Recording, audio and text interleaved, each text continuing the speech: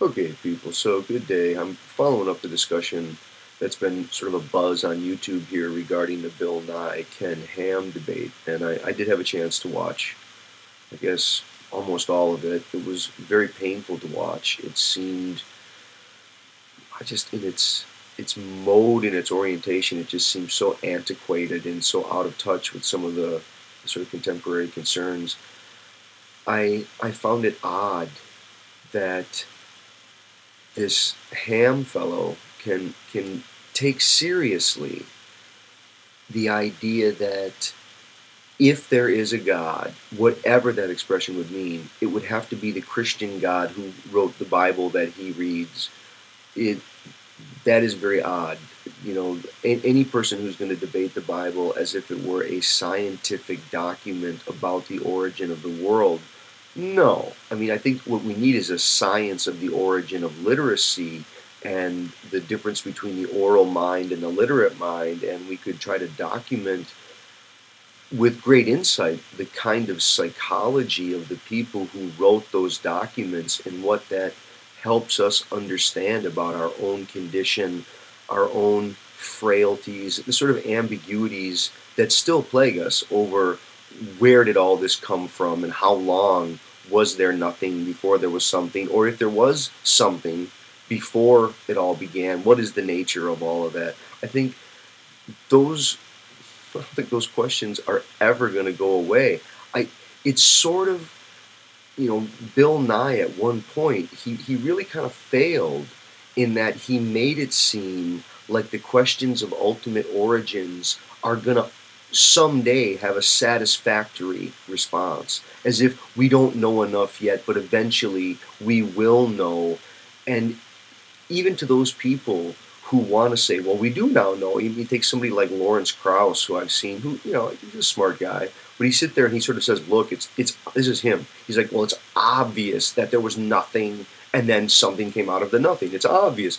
And you can say that it's obvious. It's not that obvious to people. And all kinds of other ambiguities, they're introduced. If one can just say that it's obvious that there was nothing that then became something, well, how long was there the nothing? And could there have been something before the nothing? I mean, it's obvious that things can go into nothing just as much as something can come from nothing, right? It doesn't make any sense. I think the point is that at really huge levels, we're all baffled. We're little animals, chattering noises. There's no way we could possibly take ourselves seriously thinking that we're going to be able to grasp the very condition that made us possible. It seems somewhat silly. But I don't think that means that, yep, the Christian creator God is the answer. No, and it was so tragic how the questions that were given by the audience, they were this, what exactly would be needed for you to change your view? What exactly would you need to discover? What evidence would you have? And I wished that, anybody who's watched my channel, they could probably know the question that I would have asked and would have liked to have heard people address. That is, if you discovered scientifically, and there just were a fact of the matter, scientists were able to discover that there is no life after death. That when you're dead, you're dead. That's it. Is someone saying that therefore that means atheism is, quote, true, or B, that life is therefore meaningless because it won't matter, because it won't be remembered by someone or in some cosmic domain or something like this? Both people, they seem to be hovering around this question of meaningfulness, making it seem as if there had to be something like life after death, or I don't know, some kind of secure answer about it all. Either they already have it or eventually will have it. I don't see why those are necessary. I think there are lots of ways to get at the meaning of life without hinging it upon answers and or dogma. One can, it's sort of like an Alan Watts move. You talk about a dance. You don't dance to get to the end of the song. There is an accomplishment of a certain kind of harmony and rhythm, and there is an overall aesthetic bouquet that gets released in various processes. And the purpose of life is to commune with the eternal mystery the whole time that you're here. There will be this eternal mystery, and the mystery will be who you are. And this is, it's very related to it. Is I think sometimes people, when they start to do the God talk turns into a God way up out in the sky who's above people or independent of the world or somehow did something, created something, and now rests complete unto itself over there looking at the world or something like this. And I think for a lot of people who are, I guess we'll call them spiritual, they're not interested in something like a creator God. They're interested in something like inwardness and the very mystery of their own birth and existence, the kind of inward depth of imagination that they enjoy and relish, is part of the cosmos itself. That is, you don't have to go looking outward to find the divine mystery in existence. It's not as if there is this, external relation that's needed. Some of that, I think, is already presupposing too much, or it's on a wrong footing. From my perspective, is my sense of it.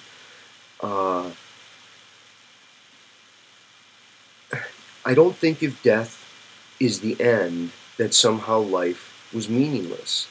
That, I think, is a kind of, it's a bait and switch. It's a lack of gratitude. It's a lack of humility. It's a lack of real perspective and grace. How would I say it? That, to be alive is to witness and to participate in an absolute terrible, horrifying, beautiful, event. It's an utter mix, but you're a witness to it. You're implicated in it, and it's almost as if this is a bunch of metaphors, a bunch of stories. I don't mean it literally, but God is a multi-headed, hideous beast that devours itself, and all the horrors of the world and the beauties of the world and the sunrises and the sunsets and the cackling jackals devouring rabbits, all of that is the face of God, and you're witnessing it. You're a spectator to it, and you're able to take your stand in it, in some sort of response to it, to affirm it, to deny it, to celebrate it, to wish it away. I mean, there's many different responses to the fact of existence, but I don't think that one is on the right path in saying that all of this is really for me and about my ego and about remembering it and having it being meaningful for oneself in some cosmic way. No, the meaning is bestowed as a gift for the very temporary odyssey that you have in existence right now. And that momentary participation by which you pop out of inexistence, this sort of radical non-differentiation, whether you want to call it dreamless sleep, which we go every night, or just the ground of being wherever you were, wherever that was before your birth, and somehow you're going to disappear back to that after your death. But for the moment while you're alive and you're awake and you're witnessing what's around you, you are, you're participating in the eternal mystery. It's to open to it, to see to what extent you can, in compassion and love, gratitude, forgiveness, help others along the way. Help yourself discover your true self. And by I mean the true self, I don't mean one's own most potential, like your future self having more talents. I mean the larger connection to that very ground that makes you possible. That there isn't a world and then you kind of in it. It's the world is worlding its relations through you. I mean, you're a certain gravitational center that creates relations in its pull, and those relations are real. They're part of your existence, your odyssey, infinitude. But none of that requires a creator God. None of it requires a literalist interpretation of the Bible.